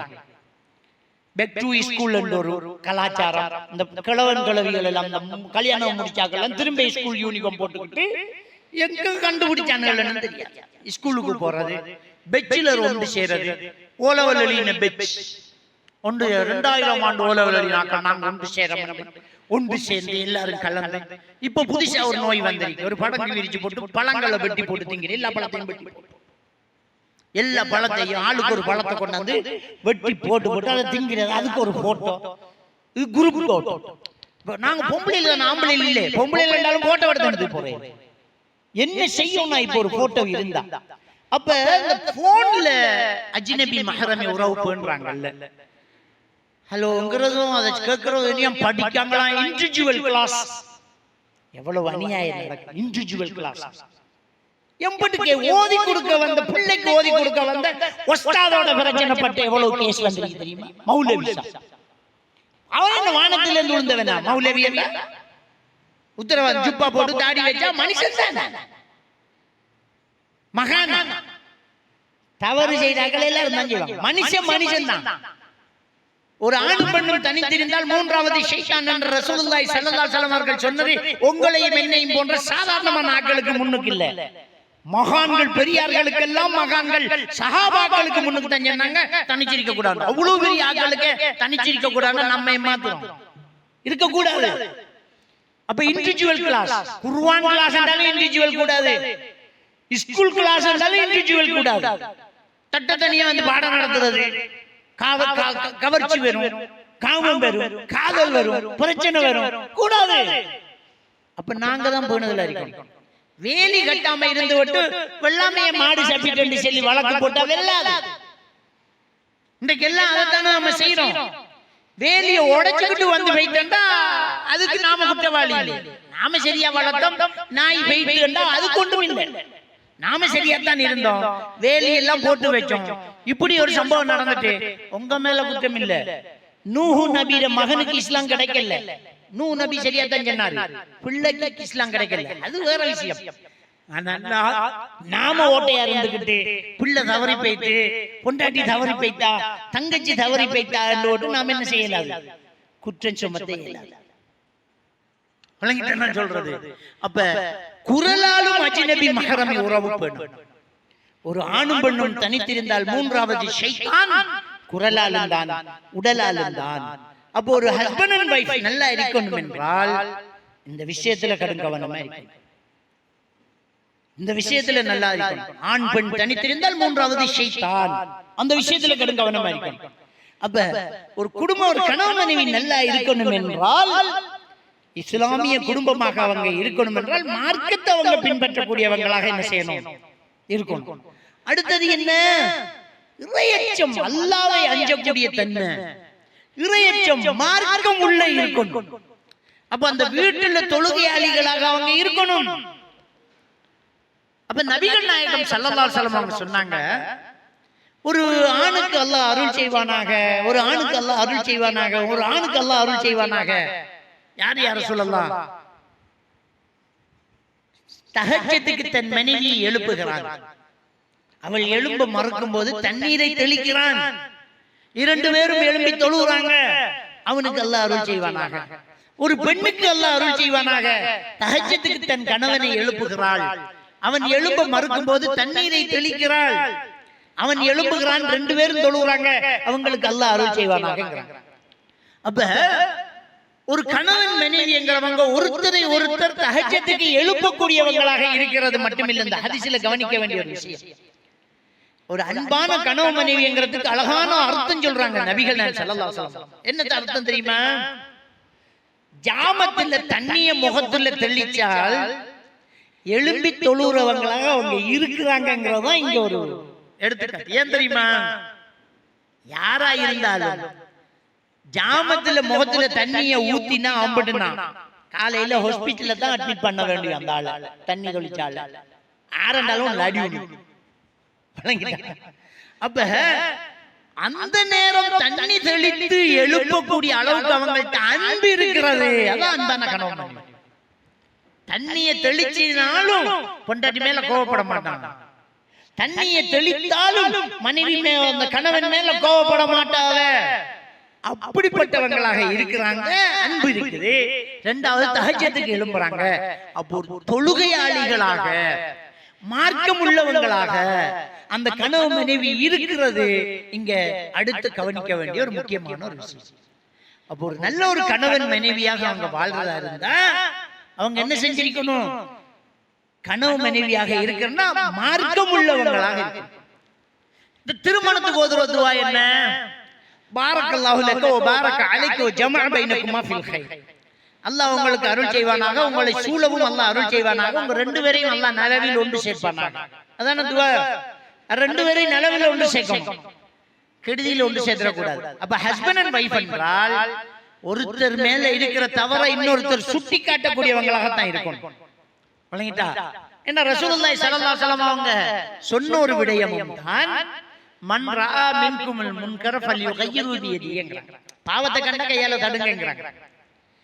அப்ப நன்மை ஏவி தீமையை தடுக்கிறது நம்முடைய கட்டாய கடமை. அதுல கட்டாயமா கணவன் மனைவி ஒருத்தருக்கு ஒருத்தர் நசீஹத் செய்யக்கூடியவங்களாக நன்மை ஏவி தீமையை சுட்டி காட்டணும். தப்பு. அப்ப ஒரு பிரச்சனைன்னு வரக்குள்ள என்ன செய்வாங்க? லோன் எடுப்பாங்க, பினான்ஸுக்கு எடுப்பாங்க, அடகு வைக்க போவாங்க, ஓடி பாஸ் பண்ண பார்ப்பாங்க. அப்ப வட்டியோட சம்பந்தப்படுது. பேசாம இருக்க கூடாது. அவர் சொன்னா கேட்காரு. இல்ல பொண்டாட்டி கடைசி வரைக்கும் இருக்கணும். நீங்க பினான்ஸுக்கு வாகனம் எடுத்தா நான் ஏற மாட்டேன். நான் உங்களை தொடையும் விட மாட்டேன். நான் உங்களோட இருக்க மாட்டேன். ஏன்னா நீங்க நரகத்துக்கு போறது எனக்கு விருப்பம் இல்லை. அதே மாதிரி மனைவி தவறு செய்யக்குள்ள புருஷன் திருத்தணும். அப்படி இல்லாம ரெண்டு பேரும் கண்டுக்காம இருக்க கூடாது. அப்ப ஒருத்தருக்கு ஒருத்தர் தீமையை தடுக்கக்கூடியவங்களாக இருக்கணும். அதான் ஜமஅ பைனகுமா ஃபில் கைர். அல்லாஹ் உங்க ரெண்டு பேரையும் நலவில் ஒன்று சேர்த்து வைப்பானாக ரசூலுல்லாஹி ஸல்லல்லாஹு அலைஹி வஸல்லம் அவங்க சொல்றாங்க. துஆவுல திருமணத்துக்கு ஓதுற துஆவுல நாம அதைத்தான் ஓதுறோம். புருஷன் பொண்டாட்டி ரெண்டு பேரும் நலவுல தான் ஒன்று சேரணும், கெடுதியில் ஒன்று சேரக்கூடாது. இவருக்கு காசு தேவைப்பட்டோன்னு அவ மாலையை கழட்டி கொடுத்து ஒத்துமையா அடகு வைக்கிறது இல்லை. பாவத்துல பங்குதாரி ஆகுறாங்க. அப்ப பாவத்துல பங்குதாரி ஆக கூடாது, சுட்டி காட்டணும். இப்ப அவரு உட்கார்ந்து இருக்கார், பாங்கு சொல்லிட்டு சொல்லணும். பாங்கு சொல்லிட்டு பள்ளிக்கு போங்க, மறப்பான். இன்னும் போவோம் மறந்துடும். அப்ப பொண்டாட்டி கிட்ட புருஷனுக்கிட்ட பொண்டாட்டி சொல்லி ஞாபகப்படுத்தணும். தொழுதுட்டியம்மா, சுப போகல எழும்புங்க, தொழுங்கன்னு போகும். அப்படின்னு போகும். உடனே பள்ளியில இருந்து வந்து தொழுதுட்டி ஆண்டு கேட்டு எழுப்பி விட்டுறணும். சில நேரம் அப்படியே தூங்கிடும். அப்ப ஒரு கணவன் மனைவி நன்மையின் பால் ஏவக்கூடியவங்களாக, தீமையை தடுக்கக்கூடியவங்களாக அவங்க இருக்கணும். அதுல கோவப்பட்டு சண்டை பிடிக்கிறது இல்லை. நன்மை ஏவி தீமையை தடுத்து மார்க்கமுள்ள ஒரு ஃபேமிலியாக இந்த ஃபேமிலி இருக்கணும். அப்ப கண்டிப்பா தொழுகையாளிகளாக அவங்க இருப்பாங்க. ஒரு கணவன் மனைவி என்கிறவங்க முதல்ல என்ன, அவங்க தொழுகையாளிகளாக இருப்பாங்க. ஏன்னா அல்லாஹ் தஆலா திருக்குர்ஆன்ல சூரத்து நிஸா 103வது வசனத்துல சொல்றான், இன்ன ஸலாத்த கானத் அலல் முஃமினீன கிதாபம் மவ்கூதா. தொழுகை என்பது மூமின்களுக்கு ஒரு நேரம் குறித்த கடமையாக்கப்பட்டுள்ளது. அப்போ ஒரு நேரம் குறித்த கடமை இது. அந்த கடமையை நாங்க கண்டிப்பா செய்யணும். தொழ முடியுமான நேரத்தில் தொழக்கூடியவர்களாக பெண்கள் இருக்கும்.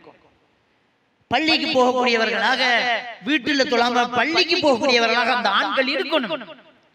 அப்ப நம்முடைய பிள்ளைகள் அதை பார்த்து வளரும். அப்ப பிள்ளைகளுக்கு நாங்க மார்க்கத்தை வீட்டிலேயே சொல்லிக் கொடுக்கிறது லேசா. ஏன்னா பிள்ளைகளிடம் இருப்பது போல கற்றல். ஹஸ்பண்ட் அண்ட் வைஃப், அம்மா வாப்பா என்ன செய்யறாங்கிறத பிள்ளை பார்த்துதான் படிக்கும். பிள்ளை பார்க்கும். அஜ்னபி மஹரமி உறவு அம்மா பேணுறாங்க, அந்த பிள்ளை பேணு. இந்த ஆம்பளையோட கதைக்க கூடாது, பிள்ளைக்கு தெரியும். இந்த விஷயத்துல இருக்க கூடாது, பிள்ளைகளுக்கு தெரியும். அப்ப இதுல ரொம்ப கவனமாக இருக்கு. வழங்கிட்டாங்க. இன்னைக்கு இந்த அஜ்னபி மஹரமி உறவு போன்ற விஷயத்துல போன்ல நிறைய பேர் தவறாங்க. வெளியில அவர் கடும் பேணுதல், அந்நிய பெண்களோட பேசல, போன்ல ஊர்பட்ட கமெண்ட்ஸ் போன்ல பேசிக்குவாங்க. போன்ல பேச கூடாது. அதே மாதிரி மார்க்க விஷயங்கள்ல பேணுதலா இருக்கும். தொழுகை விஷயம் அது ரொம்ப முக்கியம். தொழுகையில கடும் பேணுதலாக இருக்கும். அப்படி நாங்க இருக்கும்போது ஒரு இஸ்லாம் எதிர்பார்க்கக்கூடிய ஒரு நல்ல அன்பான கணவன் மனைவியாக என்ன செய்யலாம்? ஒரு கணவன் மனைவி மாறதுக்கான வாய்ப்புகள் இருக்கு. சரி, இது போக நபிகள் நாயகம் ஸல்லல்லாஹு அலைஹி வஸல்லம் அவர்கள் நமக்கு வழிகாட்டி தந்த ஒரு நல்ல கணவன் மனைவி எப்படி இருக்கணும் அப்படிங்கிற விஷயத்துல பார்த்தால், முக்கியமாக ஒரு நல்ல கணவ மனைவி கவனிக்க வேண்டிய ஒரு முக்கியமான ஒரு விஷயம் என்னென்றால், நிறைய பேர் திருமணம் முடிச்சதுக்கு பிறகு மனைவிய ஒரு அடிமை மாதிரி வச்சிருக்க பார்ப்பாங்க. அதுக்கு பெற்றோர்கள் சிலர் காரணிகளாக இருக்கிறாங்க. சிலர் நல்ல புள்ள வளர்த்திருப்பாங்க, நல்ல மார்க்கம், நல்ல புள்ள வளர்த்திருப்பாங்க. கல்யாணம் முடிச்சதுக்கு பிறகு அந்த பிள்ளைய தன் கண்ட்ரோல்ல வச்சிருக்க பார்ப்பாங்க, ஆம்பளை பிள்ளைய. இது போல தாயின் காலடியில தான் சொர்க்கம். நம்ம எல்லாருமே விளங்கி வச்சிக்கணும். தாய் தந்தையர்கள் அச்சி என்ன சொல்லப்படா கவனிக்கணும். ஆனா மனைவி என்று வந்ததுக்கு பிறகு மனைவிக்கு செய்த விஷயத்தை போல அம்மா கிட்ட கேட்டு செய்யக்கூடாது. நிறைய பேர் அந்த இடத்துல தவறு செய்யறாங்க. மனைவிக்குரிய ஹக்க நாம செய்ய வேண்டியது எந்த அளவுக்கு சொன்னா, பொண்டாட்டிக்கு ஏதாவது வேண்டி விட உமா கிட்ட கேட்க. உம்மா சொல்லுவா, போன பிறநாளுக்கு நீ நகை எடுத்து கொடுத்த புறவை நீ இன்னும் எடுத்து கொடுக்குற, நீ என்ன இவ்வளவு விலை கூட அபாயம் எடுத்து கொடுக்குற. உம்மா கேட்குற, அவன் பொண்டாட்டி அவன் வேண்டி கொடுக்க. உம்மா அதுல தலையிட போட. எந்த அளவுக்குண்டா, வெளிநாட்டுக்கு போய் உம்மாக்கு காசு அனுப்பி உம்மா கொண்டு அந்த கொடுக்குறது. அப்ப நீ கல்யாணம் பண்ணாமலே உம்மாவோட இருந்திருக்கலாம். அவன் பொண்டாட்டி புருஷன் நான், அவன் வெளிநாட்டு போனா அவன் பொண்டாட்டி காசு அனுப்புவான், அவன் பொண்டாட்டியோட போன் பேசி. இதுல உம்மா தலையிடப்பட. மகன் மருமகள் நல்ல அல்ஹம்துலில்லாஹ் இருக்கணும், தலையிட போலாம். எவ்வளவு சம்பளம், நீ அவளுக்கு எவ்வளவு அனுப்புறாய், என்ன செய்யறாய், இவ்வளவு நேரம் உனக்கு பொண்டாட்டியோட என்ன கதை. அப்ப என்ன மைனியோட கதைக்கு சொல்றாவா? பொண்டாட்டியோட கதைக்கு ஆரோட கதைக்கு உம்மா தலையிடலாம். இவ்வளவு நேரம் என்ன கதை உனக்கு பொண்டாட்டியோட? அப்ப கல்யாணம் முடிச்சு கொடுத்திருக்க தேவையில்லையே. நிறைய பேரண்ட்ஸ் இந்த புள்ள வளர்த்து நல்லா வளர்த்து போட்டு கல்யாணம் முடிச்சதுக்கு ஒரு வளர்க்க தொடங்குறான். கல்யாணம் முடிச்சு அவன் பாட்டு கொடுப்போம், அவன் தோளுக்கு மேல வளர்ந்துட்டான், அவன் அந்த பாட்டுக்கு விடுங்க. இன்னமும் இந்த உம்மா தாசனாக பிள்ளைகள் இருக்கக்கூடாது. உம்மாவை கண்ணியப்படுத்துங்க, உம்மாக்கு சீயன்னு சொல்லாதீங்க, உம்மாக்கு பணிவிட செய்யுங்க, உம்மாக்கு உதவி செய்யுங்க. ஆனா உம்மா கிட்ட கேட்டு நீங்க பொண்டாட்டி உள்ள வளர்த்தா இது இஸ்லாம் இல்ல. அத உம்மா மாரும் பாப்பா மாரும் புரிஞ்சு கொள்ளணும். பிள்ளைய நாம அப்படி கண்ட்ரோல் பண்றது. அவனுக்கு கல்யாணம் பண்ணி விட்டா அவன் வாழ்ந்துட்டு போவான். நீங்க தள்ளி இருந்து பாருங்க, தவறு இருந்தா சுட்டி காட்டுங்க, லிமிட் பண்ண இயலாது. எந்த அளவுக்குண்டா, ஒரு சிலர் வெளிநாட்டுல இருந்து உம்மாட்ட வந்து இறங்கி கொண்டாடிக்கிட்டு போவாங்க. அவளுக்கு மனம் என்ன பாடுவாள். நீ முதல் கொண்டாடிக்கிட்டு வரணும். அவள் எவ்வளவு ஆசையோட எதிர்பார்த்துக்கிட்டு இருப்பாள், அவள் எவ்வளவு எதிர்பார்த்துட்டு இருப்பா. புறவு போய் உம்மாவை பாரு. அவங்க அந்த இஸ்லாத்துல ஓவர் ஹதீஸ் கேட்டு நாங்க தாயை சீயன்னு சொல்ல போடா, தாயை மதிக்கணும், அதான் உம்மாட்ட வந்து இறங்கி கொண்டாடி வரோம். உம்மாக்கு பிரச்சனை இல்லை, பொண்டாட்டி தான் பிரச்சனை. புள்ள பெற்றவள், உனக்கு எல்லாத்தையும் தந்தவள். அப்ப நிறைய பேர் என்ன செய்யறாங்கன்னா இந்த இடத்துல தோத்து போறாங்க. அந்த தாய் தகப்பன ஓவரா கவனிக்க மாட்டோம், பொண்டாட்டியை அடுத்து தள்ளி வைக்கிறது, லிமிட் பண்றது. உம்மா கிட்ட கேட்டு பொண்டாட்டிக்கு ஏதாவது கொடுக்கணும். உம்மா கிட்ட கேட்கிற பிஜி போகணும் கேட்காள், என்ன செய்ய உம்மா? இல்ல இல்ல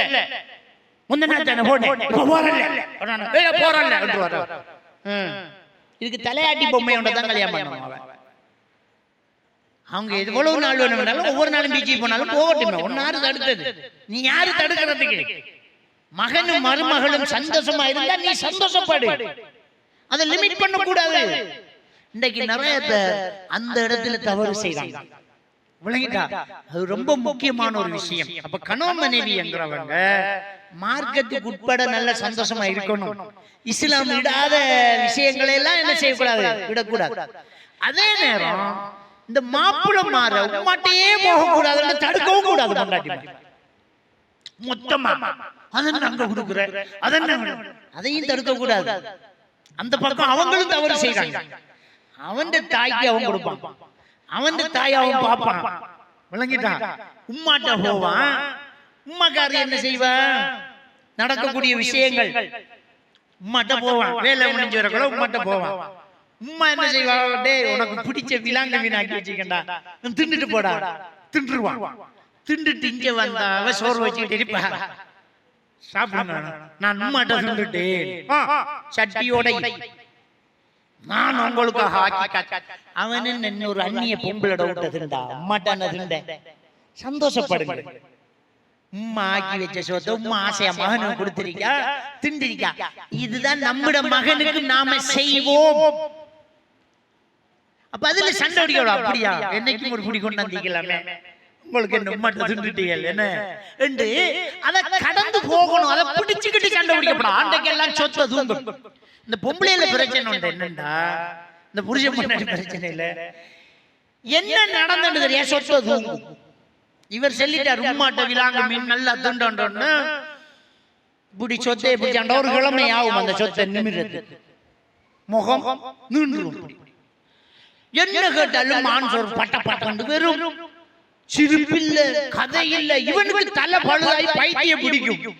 என்னடியம்மா ஒன்றும் இல்லையே அம்மா, என்னடா முந்தநாத்துராவு விலாங்கி மீனோட உம்மாட்ட திண்டதுதான் பிரச்சனை.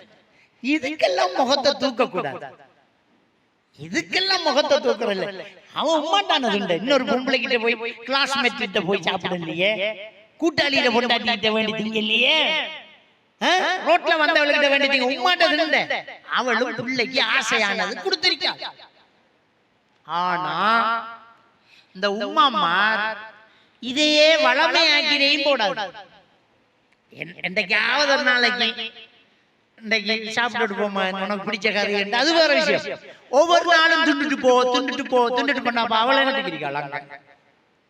அப்போ இந்த உம்மாமார் டெய்லி பிள்ளைக்கு சோறு கொடுக்கணும்டா, கறியை கட்டி கையில கொடுத்து போய் பொண்டாட்டியோட தின்னு கொடுக்கணும்.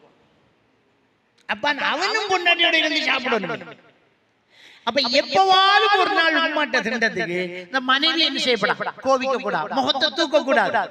உங்களுக்குள்ள பிரச்சனை வந்தா தெளிவா பேசுங்க. அந்த முகத்தை தூக்கிட்டு அவர் கண்டுபிடிக்கும் வரைக்கும் இருக்கிறது. அதுக்கு சில பொம்பளையில 6 மாசம் வரைக்கும் பேசாதவள் எல்லாம் இருக்கா. அப்படி இருக்க கூடாது, தெளிவா பேசுங்க. எனக்கு நீங்க இப்படி செஞ்சது பிடிக்கல, எனக்கு உங்களோட கோபம் பண்ணா பேசினா அவன் மன்னிப்பு கேட்பான், சொல்லியப்பா இனிமேல் நடக்க மாட்டாமா. அன்றைக்கே விடியறதுக்கு இடையில சமாதானம். இது என்னண்டே ஒரு ஆம்பளை சொல்றான், கல்யாணம் முடிக்கிறா சாத்திரம் படிச்சு கொடுத்தான் கல்யாணம் முடிக்கணும். ஏண்டா இவளு நினைக்கிறத நாம செய்யும். அவன் நினைச்சுக்கிட்டு இருப்பா, ஒரு சாமான் வேண்டிக்கு வரணும் வேற நினைச்சிட்டு வேண்டி போக மாட்டான். உங்களுக்கு என்னோட இறக்கம் இல்லை. இது என்னடி அவன் நினைக்கிறது அவனுக்கு எப்படி தெரியும்? என்ன சாத்திரம் படிச்சு கொடுத்தா கல்யாணம் முடிக்கிறேன். உங்களுக்கு தெரியாதா? எனக்கு தலைக்கு எண்ணெய் வைக்கிறது முடிஞ்சு எண்ணெய் முடிஞ்சு எத்தனை நாள் உங்களுக்கு தெரியாது. சென்னாதான தெரியும் அவன் எப்பட்ட தலைக்குள்ள வச்சிருக்கிறது. இப்ப பொம்பளைகளுக்கு உங்களை குஷினிய விட்டா வேற அந்த 4 வருது அம்பட்டு தான் உங்களுக்கு. அந்த கிச்சன் அந்த ஹோல் அவ்வளவுதான் உங்களுக்கு. ஒரு ஆம்பளைக்கு எவ்வளவு பிரச்சனை தெரியுமா? எவ்வளவு பிரச்சனை பார்க்கணும் தெரியுமா? இந்த வீட்டு பிரச்சனை, பிள்ளையில பிரச்சனை, உங்களோட பிரச்சனை, ராத்தா தங்கச்சிட பிரச்சனை, அதுக்குள்ள மச்சான் ஒருத்தன் சண்டை உடச்சிட்டு போய் இன்னொரு தங்கச்சி கல்யாணம் கேட்டு கிடக்கணும், உமா வாப்போட பிரச்சனை, இந்த தொழில் செய்த இடத்துல பிரச்சனை, ரோட்ல பிரச்சனை, மோட்டார் ரவி பிரச்சனை, 1008 பிரச்சனை. அதுக்குள்ள நட்டும போகுதான், வெள்ளாம அழிதான், எண்ணெய் இல்லையா, பயலை இல்லையா, அதுக்குள்ள ஒரு 1000 பிரச்சனை. எவ்வளவு விஷயங்களை தலைக்குள்ள போட்டுக்க ஒரு ஆம்பளை இருக்கிற என்ன முதல்ல நினைப்பு வச்சுப்பாங்க. நீ ஒரு தரம் இல்லாடி 2 தரம் செல்லல் மறந்துடாதீங்க, எண்ணெய் முடிஞ்சு. அவன் அதை மட்டும்தான் அவன் உங்களோட நினைப்பெல்லாம் உங்களோட மாப்பிள்ளைக்கு நீங்களும் உங்களோட பிள்ளைகளும் தான். எம்பட்டு வேலையா இருக்கு ஒரு தலைக்கு, எம்பட்டு தலைக்குள்ள எம்பட்டு வேலையை வச்சிருக்காங்க. ஒரு தரம் மறந்தா 2வது தரம் சொல்லுங்களேன், இதுல என்ன குறைஞ்சு போகும்? இதை குறைச்சு செல்லாம ஒரு மாசத்துக்கு முகத்தை ஒரு மூளை நீட்டிக்கிட்டு விளாதினா குடும்பம் சந்தோஷமா இருக்குமா?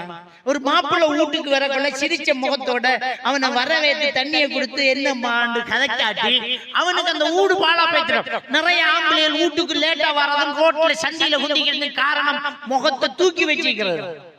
இல்லாட்டி ஓடி வருவான் சந்தோஷம். என்னடா 10 மணியா போயிட்டு போவோமே, என்ன கொஞ்சம் போடுற அவள் படுக்கட்டுமா? அவள் தூங்கினது பிறகு மெதுவா வந்து படுக்கணும். இந்த ஹாஸ்டல்ல களவுல போனோம் பாருங்க. ஏன்டா சொத்தையை தூக்கினாலா விடியாது பொழுது. தயவு செஞ்சு உங்களுக்கு பிரச்சனையா மாப்பிள்ளை கிட்ட சொல்லுங்க, இதுதான் பிரச்சனை, ஏன் இப்படி இருக்கிறீங்க என்று சொல்லுங்க. மறந்துட்டான் 2வது தரம் சொல்லுங்க. அவனுக்கு 1008 பிரச்சனை வாப்பா, தலைக்குள்ள ஏகப்பட்ட பிரச்சனை இருக்கு.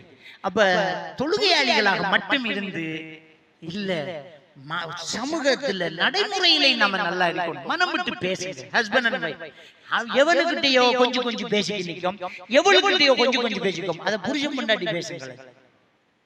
இந்த போனை தூக்கி வச்சு போட்டு புருஷன் பொண்டாட்டி நல்லா பேசணும், மனம் விட்டு பேசணும், முகத்தை பார்க்கணும், முகத்துல உள்ள மாற்றங்களை பார்க்கணும். அப்போ ஒரு கணவன் மனைவி என்கிறவங்க அப்படி இருக்கணும். நபிகள் நாயகம் ஸல்லல்லாஹு அலைஹி வஸல்லம் சொன்னாங்க, கைருக்கும் லிஅஹ்லிஹி வ அனா கைருல் லிஅஹ்லி. ரசூலுல்லாஹி ஸல்லல்லாஹு அலைஹி வஸல்லம் அவர்கள் சொன்னார்கள், உங்களில் சிறந்தவர் உங்கள் குடும்பத்தார், அதாவது மனைவியிடம் கணவனிடம் சிறந்தவர். ஒரு பொம்பளையில யாரு சிறந்தவர்? புருஷனுக்கிட்ட நல்ல சர்டிபிகேட் வாங்கினா அவதான் சிறந்தவர். ஒரு ஆம்பளையில யாரு சிறந்தவர்? பொண்டாட்டி சர்டிபிகேட் கொடுத்து அவர்தான் சிறந்தவர். சொல்லிட்டு ஸல்லல்லாஹு அலைஹி வஸல்லம் சொன்னாங்க, வ அனா கைருல் லிஅஹ்லி, நான் என் மனைவியிடம் சிறந்தவர் தான். அப்ப அந்த சர்டிபிகேட் வாங்க தெரியும். ஒரு கணவனுக்கிட்ட நல்ல பேர் வாங்கணும், ஒரு மனைவி கிட்ட நல்ல பேர் வாங்கணும். இது இல்லாட்டி சிலர் சொல்லுவாங்க, அவரை திருத்தி இல்லாம இருக்கு, அவரு மாற்ற இல்லாம இருக்குது என்று சொல்லுவாங்க. சிங்கத்தையும் புலியையும் சர்க்கசி காற்றால் பழக்கி புருஷனை பழக்கணும் மாற்ற. அவ்வளவு கொடூரமான சிங்கத்தையே அவள் பழக்கி சர்க்கசி காற்றாள். அப்ப மாப்பிள்ளைய மாத்தி எடுக்க இயலாதா? ஏலும் நினைங்க, செய்யலாம், சாதிக்கலாம். அவசரப்படக்கூடாது, கொஞ்சம் காத்திருக்க வேண்டியது, மாற்றங்களை கொண்டு வரலாம். எனவே மார்க்கம் அங்கு சரியாயிருந்தால் மாற்றங்களை கொண்டு வர முடியும். அல்லாஹ்வுடைய தூதர் ஸல்லல்லாஹு அலைஹி வஸல்லம் அவர்கள் சொல்லி தந்த பிரகாரம் நம்முடைய குடும்ப வாழ்க்கையை அமைத்துக் கொண்டு ஒரு இஸ்லாமிய குடும்பமாக நானும் நீங்கள் மாற வேண்டும். எல்லாம் வல்ல அல்லாஹ் சுப்ஹானஹு வ தஆலா நம் அனைவரையும் ஈமானோடு வாழ வைத்து ஈமானோடு மரணிக்க செய்வானாக. வ ஆகிரு தஅவானா அனில் ஹம்துலில்லாஹி ரப்பில் ஆலமீன்.